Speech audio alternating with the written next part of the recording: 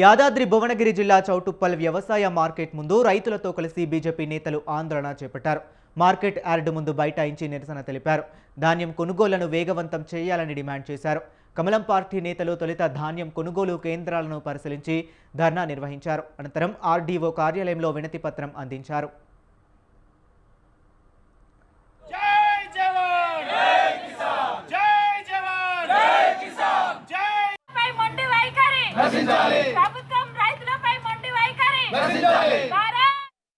రైతులకు ఈసారి అత్యధిక ధాన్యం దిగుబడి అయింది.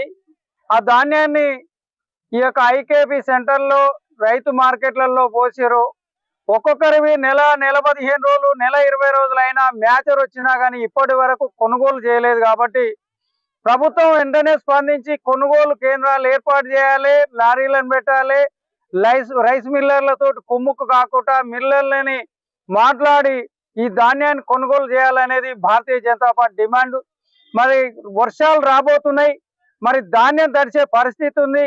మళ్ళీ సాగు చేసే సమయం వచ్చినా కానీ ఈ రాష్ట్ర ప్రభుత్వం రైతుల మీద ఇంత కూడా విశ్వాసం లేకుండా, కనికరం లేకుండా వ్యవహరిస్తుంది.